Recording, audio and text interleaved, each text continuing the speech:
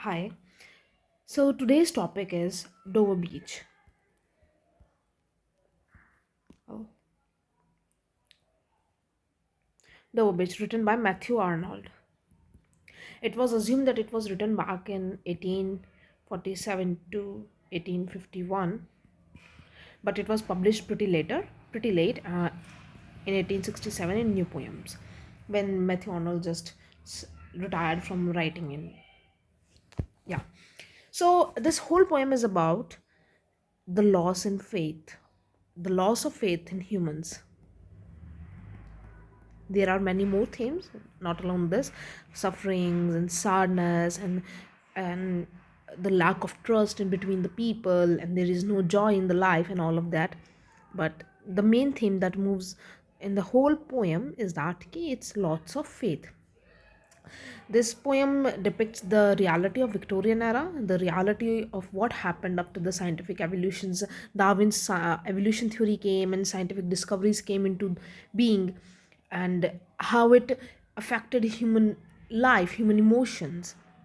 Okay, now before starting the poem, I'd like to give you some briefings about where the Dover Beach is. This is United Kingdom, and this is France, basically over here, France, and this is the coast of Calais.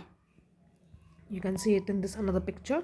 This is the Dover Beach, and this is the coast of Kala, and this is approximately a little more than 20 miles distance. So the author can see from over here the light that is shining over this coast. Okay, yeah. And the Aegean Sea is in between Turkey and Greece, where the Sophocles heard the same sound. Okay, here this is Aegean Sea. This is Greece and this is Turkey. So let's start off with the poem. Matthew Arnold. By the sea is calm tonight. The sea is very calm, very soothing tonight. The tide is full. The tide is full. The moon lies fair. Fair means beautiful. Upon the straits is a narrow channel of water. On the French coast, the light gleams and is gone. So the author starts with a very beautiful tone, very beautiful imagery of the beach, basically of the Dover beach on which he was well. The sea is very calm tonight, and the tide is full. There is a full tide, and the moon lies beautifully upon the narrow channel of the water. Narrow channel of the what? Narrow channel of the water. Basically, this narrow channel of the water. This narrow channel that we are going to see. This that we are seeing actually. This narrow channel. Yes, upon the narrow channel of the water. On the French coast, the light gleams and is gone. Suddenly, he sees from the French coast the light, and and for a moment he sees it, and then it goes. The cliffs of the England stand, the famous cliffs of the Dover Beach stands, glimmering and stands shining and huge, out in the tranquil bay, out in the bay, but tranquil. Bay is what? Bay is tranquil. Bay is lonely and sad. Come to the window, he's calling to somebody, and we don't know who he's calling to. Sweet is the night air, he can smell that the night air is very sweet. But only you can use only as but from the longing line of spray. Line of spray here means where the water basically connects the land. This is our beach, and this is the water, and here the water is connecting the land. This is the line of spray. Spray means where the sea meets the moon blanched land, moon bleached land. Basically, blanched you can use as bleached. Moon bleached land where the moon is shining, the land is completely white due to the moon.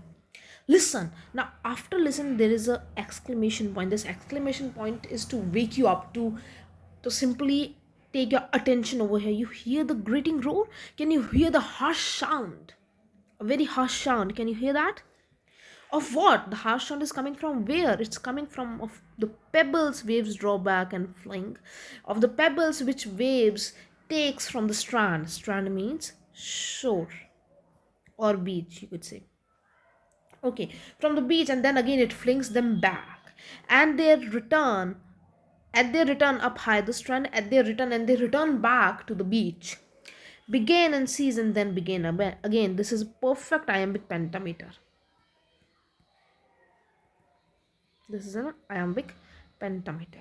Begin, cease, and then begin again. They come again, they stop, and then they come again. with tremulous. Tremulous means shaking, trembling. Cadence means rhythm. Slow and bring the eternal note of sadness in. Now, in this line, as we'll culminate this stanza, we see that at the return up the high strand, as they return back on the high strand, they begin again and then they cease again and then begin again. They come back again, then they go back again, then they come back again. This whole cycle continues.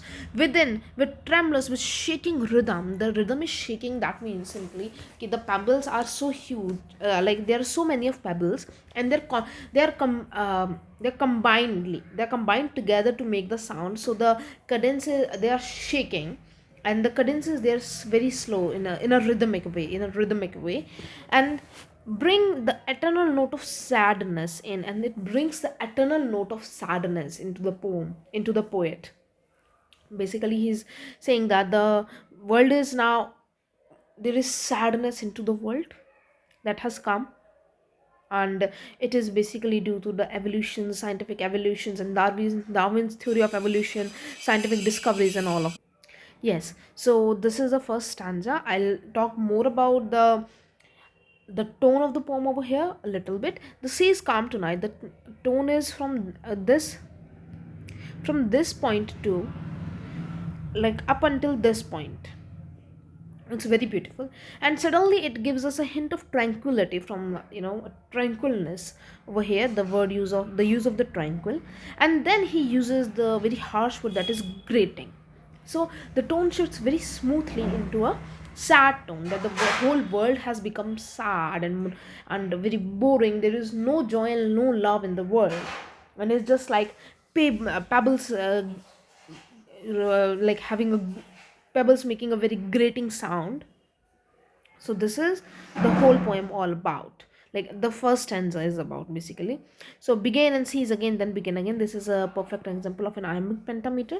At the return of the high strand, this is as simple as that, and with natural imagery is also.